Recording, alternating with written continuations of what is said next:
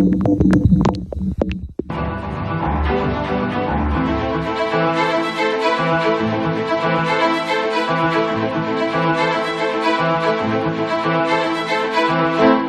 buenas noches, bienvenidos a Bote Pronto. Hoy México Evalúa hizo la presentación de una primera evaluación del paquete económico que, pues, ¿qué debo decir? ¿Que ya se está discutiendo, Mariana? No, ¿verdad? No ha empezado todavía formalmente a discutirse, nada más lo recibieron. Tiene que ir el secretario de Hacienda. Exactamente, ¿no? Entonces, bueno, que se va a discutir en los próximos días, que tiene que estar aprobado antes de que termine el año, tanto ingresos como egresos. ¿Qué dice? ¿Qué dice México Evalúa? ¿Cómo lo ven? Pues tenemos nuestras preocupaciones. Creo que el paquete trae pues una apuesta muy optimista al crecimiento. Difiere de lo que el consenso de analistas externos al gobierno están poniendo en la mesa. Trae un crecimiento de 2% y 1.4 es más o menos lo que se ve, aunque hay algunos que llegan incluso abajo de 1.8, hemos visto también por ahí. Entonces, ¿esto qué implicaciones tiene? Creer que la economía va a crecer más, pues como la recaudación es una fracción de la economía, pues crees que vas a tener más ingresos, ¿no? Entonces yo creo que ahí traemos una sobreestimación de los ingresos recaudatorios y lo que hicimos en México Evalúa fue calcular si el crecimiento de 2% no se materializa y se materializa uno de 1.9, ¿cuánto pierde el erario por ese 0.1% que no creció? ¿Por qué? Porque tienes algunos fondos de ahorro para responder ante un faltante, pero también los fondos de ahorro se usaron este año y son finitos. ¿Qué encontramos? Encontramos que si todo lo demás se queda constante, como la plataforma, los ingresos petroleros, ¿no?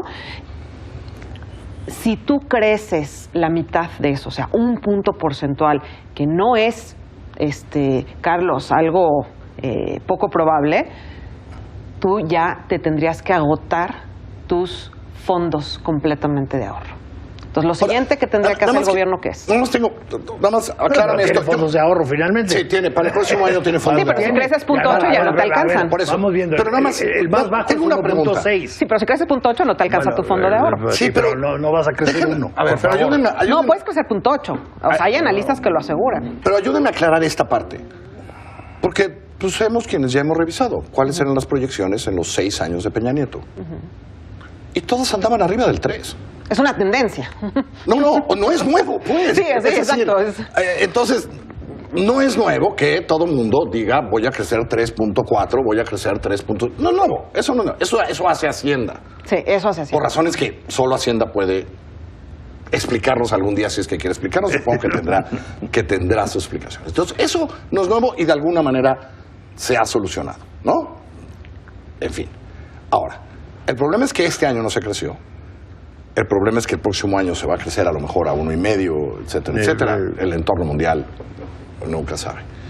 Tú, Nacho, cuando lo viste desde la parte de cambio en términos de hacer, ¿cómo lo viste? Es decir, ¿qué tan diferente es? Porque también creo que eso hay que analizarlo, ¿no? De los otros, de los de Peña y de los de Calderón. No, en ese sentido, yo veo dos cosas que me parecen muy importantes. En primer lugar, es decir, dado un gobierno, digamos, que quiere impulsar un cambio, una transformación y demás, pues está atado a la dictadura del mercado. Ni modo. O sea, tienes muy poco margen y entonces te vas a tu 0.7 de superávit, digamos, a cumplir una serie de reglas que romperlas, digamos, te llevaría a un desastre. De ahí, es decir, la dictadura del mercado se impone. Y lo que me gusta mucho de la discusión actual, como lo están planteando, es que sí te lleva al problema de fondo del país más allá de este gobierno o no este gobierno.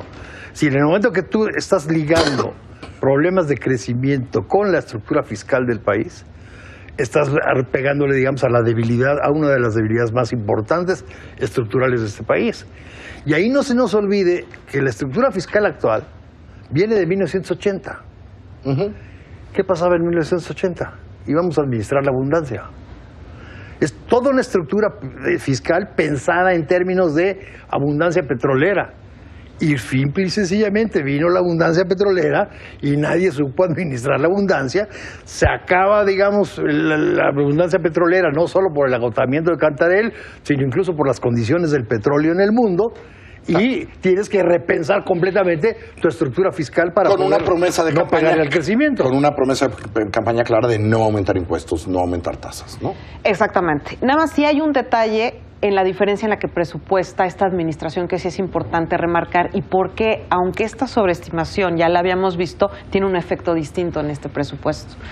Algo que se comprometió esta administración y que hizo efectivo en el presupuesto 2019 es que no iba a atender, o sea, la hacienda anterior, de los gobiernos anteriores, sobreestimaba el crecimiento, pero no ataba el crecimiento a sus ingresos que presentaba el Congreso. Había un divorcio. Lo que se presentaba era una especie de simulación. ¿O tenías más margen? Tenías más margen. Como tú dices, es que hoy era simulación. Era simulación. No se ataba ¿a qué? A la observación del año anterior de tus ingresos. Esta administración, desde el año pasado, presentó cuentas diciendo no vamos a hacer la simulación de los ingresos excedentes, vamos a plantear nuestro presupuesto como es. Y entonces, dado que sí plantean ahorita unos números, digamos, más realistas en el sentido de que no quieren simular a propósito, sí preocupa que no se materialice ese crecimiento. Porque vas a perder 200... No. Pues no es mentir, es aceptar el crecimiento. Pues yo creo que aceptar, digamos, esa realidad es una virtud, no es un defecto. No, en la realidad del crecimiento hay que aceptarla para que entonces puedas pronosticar bien tus ingresos. Fiscales. ¿Por qué? Porque hay 270,000 millones que no vas a tener. La pregunta es, y que Hacienda también... ¿Qué no vas a tener? 270,000 millones si creces 1%, que es el promedio que trae los analistas externos. Entonces, la respuesta es, te vas a endeudar, vas a recortar... Andan como en 1.5. Por eso, pero estamos hablando de lo que están pensando de aquí. El gobierno trae la OECD. Por eso, pero, el más bajo creo que es Banamex, es 1.2, una cosa así. Las calificadoras no traen... Por eso, pero lo que me 1.5. preocupa de hablar de eso, ¿no? Es las calificadoras que debieron de haber desaparecido en el 2007, según yo entiendo, ¿no? Después de la crisis más grande que nunca vieron y de las que se aprovecharon, nada más hay que decirlo, ¿eh? Hay suficientes libros escritos sobre eso, nada más digo.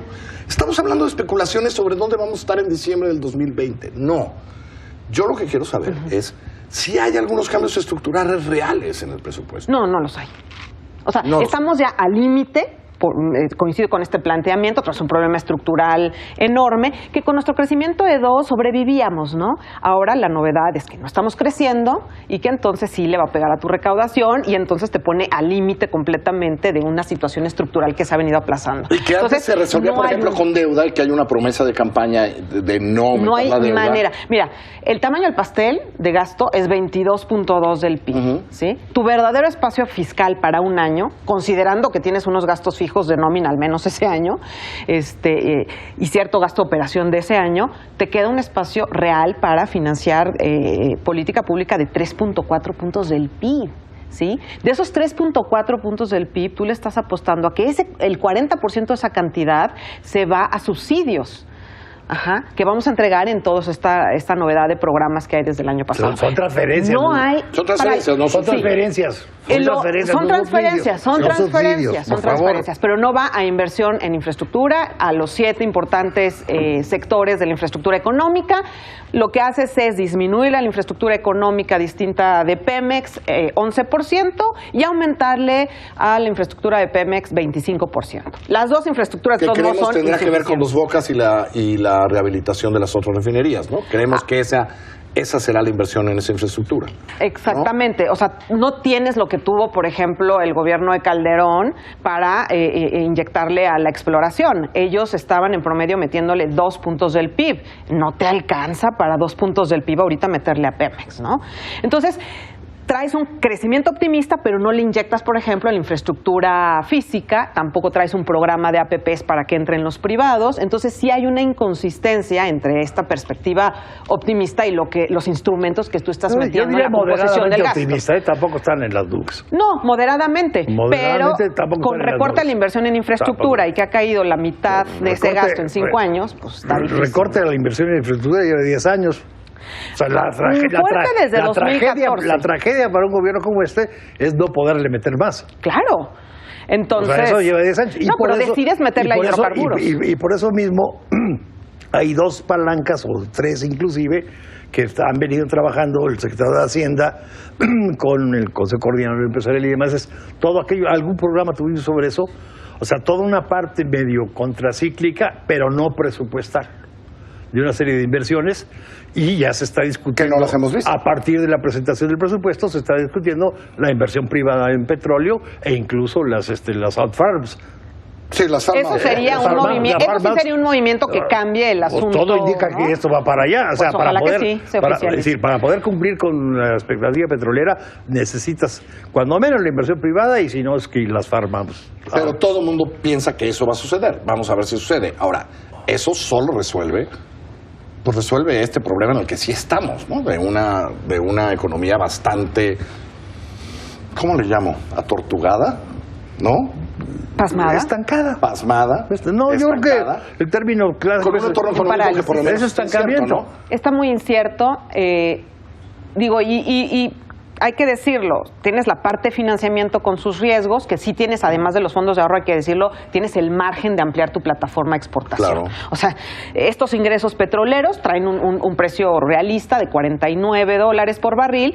Proponen exportar 1.134 millones de barriles diarios, pero lo pueden ampliar a toda la producción. Claro, siempre y cuando el presidente quiera sacrificar su plan Pemex y quitar barriles que vayan a la refinación.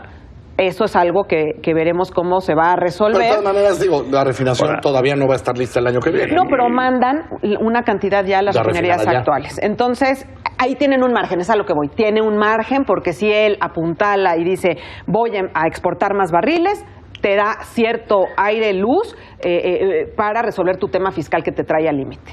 Eso sí sería, yo creo que una de las cosas que el Congreso tendría también que a lo mejor exigir, oye, danos un margen mayor y exporta más petróleo, que ese es como que el negocio más rentable de Pemex. Lo que sí viene muy ausente, y a mí me parece un instrumento desperdiciado y que no figura en el paquete y que precisamente también arrastra una estructura de hace décadas, es la coordinación fiscal. O sea, los estados, no hay algo creativo en el paquete para ver cómo los incluimos, cómo formamos alguna estrategia regional. Eso no existe. ¿Para qué? Para la inversión en infraestructura, para hacerlos parte. O sea, trae lo que se les manda ya de cajón de siempre, participaciones y aportaciones, pero yo creo que tendría que haber una propuesta más creativa, ¿no? O sea, estando en una economía estancada, creo que sí es un instrumento que no se valora, ¿no? Sin Y que no dinero. se actualiza y que Pues sí, en su diseño esencial tiene 20 Porque años. no tienen dinero. Porque ese es exactamente el mismo problema. O sea, la estructura fiscal de 80, ahí se hace la ley de coordinación fiscal, ha venido modificándose y demás, pero mucho en función de el exceso de ingresos petroleros. Es lo que te. O sea, Cantareles fue una desgracia Sí. para la economía de Al este final de país. cuentas, sí. ¿No? O sea, te acabó con. Dio los incentivos correctos. Acabó incorrectos. con Pemex y acabó con la posibilidad de tener una estructura fiscal sana. Ya irá Arturo Herrera los próximos días a la Cámara de Diputados a presentar. Habrá discusión. No creo que vayan a cambiar mucho lo que mandó el secretario de Hacienda. Gracias, Mariana. Gracias, Nacho. Que les vaya muy bonito.